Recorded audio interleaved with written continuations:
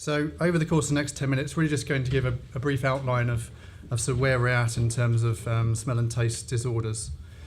Really sort of look about what we know now, what evidence there is, and what we need to know, what things are sort of hot off the press, and a future wish list for things that we might want to research and find out going forwards. So this is the point at which I'm going to be a bit interactive and ask you some questions. Now, this is a bit where I've got to switch to AV mode. So hopefully you will have the ability through some handheld device or your iPhones to go to that voting page. I'll give you a moment to find that.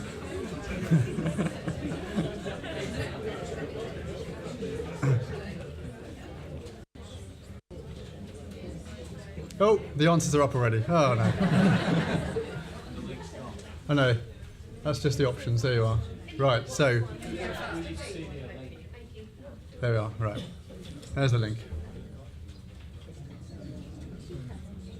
Right. We'll give you a moment to all get that loaded.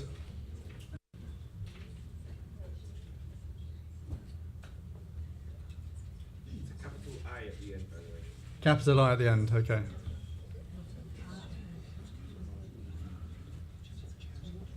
Everyone got that loaded? No.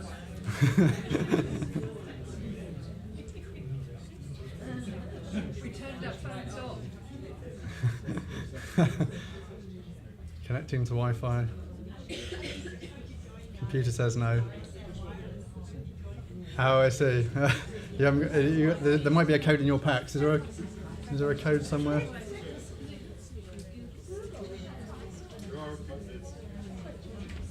There might be a. Oh, there we are. Right, thank you. Right, so the RSM wireless code, are you ready for it? Is 5656 DH capital X BD G 3Z. I'll say that again. 56 lowercase DH capital X lowercase BD G 3Z. That's your wireless code. Sorry, which ones were the capitals? The X. Just the X. Just the X.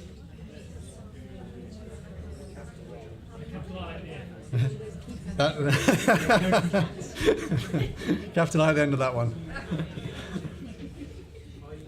Right. Are a few people logged in? Okay. We'll go to the question, and hopefully at least some of you will be able to have a go. Right. So, our first question is. That to come up.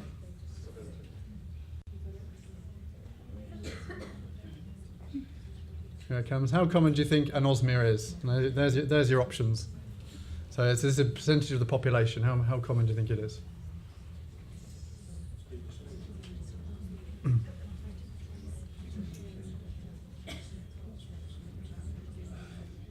Everyone answered that one? Okay. Next question.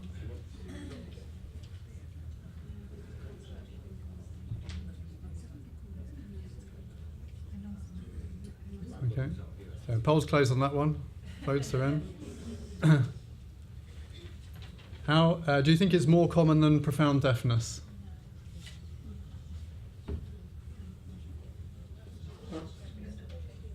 Yeah, I just realised that should be a yes/no thing. Okay. Solution to this: if you think it's yes, put 50%. You think it's no, put 0.1%.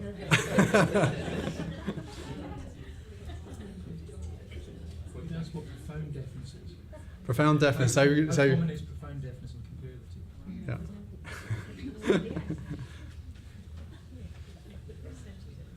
Yeah. Okay. We'll close on that one. And the last question. We'll have the same issue on this one. Oh, there's our answers. So 58% think it's more common than profound deafness, and a quarter think it's less common. Okay. Right. So same issue here. Do you think it's more common than blindness? So 0.1% if you think no, and 50% if you think yes.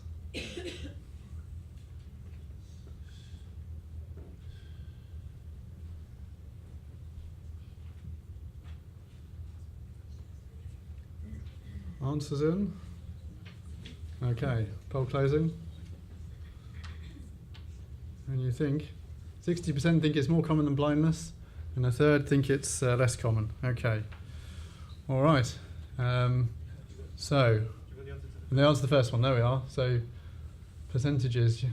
So we've got 23% voice 20%, 33% 5%, about a quarter of you think it's 1%, and a few of the smaller numbers. Okay, right, well I'll tell you the answers. Okay. So, the reality is it depends a little bit on the study you look at and the population sample you look at. But if you sort of summarise the estimates from various studies, it's probably for anosmia, that's complete loss of smell, between 1% and 5%, but partial loss of smell may be as high as 20%. And certainly if you look at the older age group, so over the age of 60, the studies consistently show that the level of olfactory disorders is over the 20% level. But you can see that the various studies here are showing differing rates. This was a National Geographic survey done in the States, and there's about 2.4 million people sampled, so that's a large sample size. This was about 10,000 people in Spain, and then down to the sort of thousands in these other studies. So it obviously depends on the sample size, but we can see that it's perhaps more common than people think. Compare it to sight loss. The Royal National Institute for the Blind say that there are 2 million with sight loss in the UK. That's about 3% of the population. And then for profound hearing loss, it's about 1% of the population. So it's probably at least equivalent to those sensory losses. And yet, where is the equivalence in terms of its recognition as a sensory loss? If you think about taste loss, I can sort of comment on what I see through a sort of focused clinical practice, and its true taste loss is probably about 1% of all of the referrals for smell and taste disorders. And of course there are some things that may leave a bitter taste in your mouth. And hopefully we can find an antidote to a bitter taste, which is this. And as you've already heard, Duncan set up Fifth Sense in 2012, and this has been a powerful tool in really recognising that this is a sensory loss and that something needs to be done more about it. So what is the evidence base for treatment? Well, fortunately, we've just had this published very recently. This is a position paper on olfactory dysfunction. It's actually available freely to download from the Rhinology International Journal website. And this really sets out where we're at the moment. It tells us what evidence we do have, what treatment we should recommend, what management we should recommend for patients, and also poses some questions and tells us a little bit about the things that we need to get more evidence for. So the recommendations that came out of that are that for an individual case, you need to assess smell and taste, and that's largely because the correlation between what people say and how people perform often don't tally. There is evidence to support the use of steroids in various guises for patients with sinonasal disorders, but the evidence is lacking in terms of robust treatments for other non-steroidal problems and for steroids and non-sinonasal disorders. Where sinus surgery is appropriate for sinus surgery is appropriate for CRS in select cases and may benefit patients with olfactory disorders. And one of the key things that comes out is about olfactory training, which I'll come back to later on. And I guess one of the key emphasis that we need to make is that a lack of evidence doesn't mean that something doesn't work. It just means that we haven't proved it either way yet. And that's one of the key things. One of the things that's really missing here is well-designed trials, what we call randomized controlled trials, which is the sort of gold standard. Have you compared treatment A against a placebo or another agent to say one is better than the other?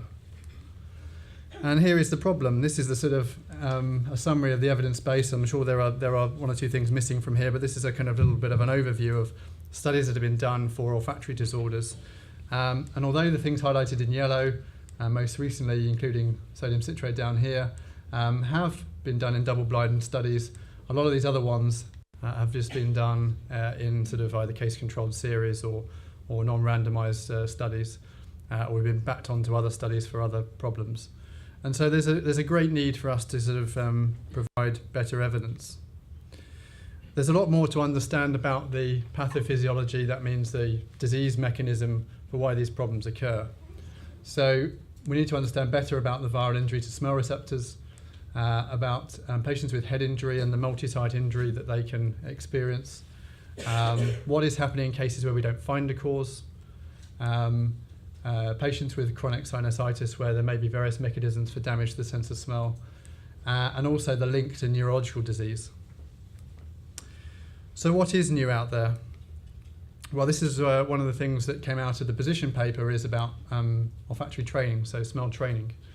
And there's now increasing evidence that this in isolation without any other treatments at all can benefit patients. And you can see here the sort of graph that shows from this study. So here's the control group, and then here's the patients with the original version of smell training, which was to train with 4 smells twice a day for 3 months. And then this modified group who were changing their odours every 4 weeks. And you can see that this is based on a smell test score, and you can see the improving score here in this group and in this group compared to the control group. And we know now increasingly from feedback from patients that this is something that they find beneficial without having to take any drugs at all. So this is something that we can certainly encourage patients and give them guidance on. If we look towards animal research, there is some encouraging signs for things been done into poor mice and rats. There's some work's been done looking at a drug called etanercept. Etanercept is a drug that's been used in the world of rheumatoid arthritis, a sort of anti-inflammatory agent, and some studies done in a mouse model showing that it may inhibit inflammation in the smell nerve fibres. There's also been work done to sort of try and graft tissue in relation to the olfactory bulb, which is part of the smell pathway, or to attach smell receptor tissue towards that. Again, this is obviously animal research, and is a long way off human research. But you know, if there's encouraging signs in an animal model, then we can hope that in the future that may progress. Looking at drugs that exist, I mentioned etanercept, and also evidence that thyroxine, which is a treatment given to patients with underactive thyroid, that may also benefit patients in terms of their smell performance. Certainly, we've done some work, and colleagues in Germany have done some work on this as well recently. This is sodium citrate spray. Again, some encouraging early signs that it may be beneficial, but we need much longer term data and further trials to understand the place of this in day-to-day treatment. And then there are other agents available which were mentioned on the previous slide, including things like theophylline, pentoxifylline. These are all drugs from other areas of disease. This is an asthma drug. This is a drug used for vascular disease. This is a gastrointestinal drug. So these agents have been tried in non-controlled trials, and they require further evaluation to understand their place in management. And then, of course, there's the link to neurological disease, and this is an ongoing study trying to sort of characterise, be able to pick up people at risk of Parkinson's. And one of the things we do know is that patients who present with clinical Parkinson's at the point of diagnosis, and the diagnosis is very much a clinical one, it's not a test-based one, that 90% of them will have loss of smell, complete loss of smell. And that probably precedes the onset of their physical symptoms by about 5 years. And of course, you may have been aware of this. I mean, I often get asked about this. You know, we've managed to take cells from an olfactory bulb, part of the smell pathway, and stick them into the spine and make someone walk again. So why can't we do the reverse? Well, I think obviously a little way to go to understanding the benefits of that. I mean, one of the frustrating things is that the olfactory receptor cells have the highest regenerative property in the body, and yet we're faced with a group of people in which that process isn't happening, and they're not regenerating. So there's certainly some possibilities. We mentioned grafting of the bulb and stem cells.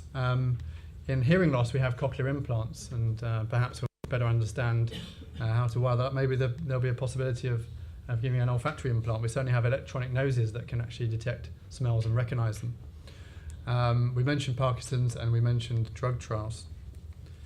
So I think in summary, it's definitely a long road ahead. There's lots of work to be done, and Fifth Sense is definitely flying the banner for taking that journey forwards. I think on our wish list, obviously, is a need to get some early seed corn funding. One of the difficulties with trying to get funding for these type of problems is often the bounce back is that actually, well, is this really a significant problem? You know, why is this important? You know, we've got sort of stroke and dementia and diabetes to worry about. So it's really kind of sort of making a case for this problem. We need clinical trials. We also need basic science research, and we need to convert those animal studies into human studies. And perhaps something in the future is that not only will we have a Royal National Institute for the Blind and the Deaf, we may also have one for anosmia. And my last plea to you is I have foolishly decided to cycle from here to here in September, 960 miles. So if you'd like to encourage my endeavours, there is a link here for my donation page. Our target is £10,000, and I'm almost at about £2,000 of funding so far. So if you'd like to join the cause, please do so. Good, I'll finish there.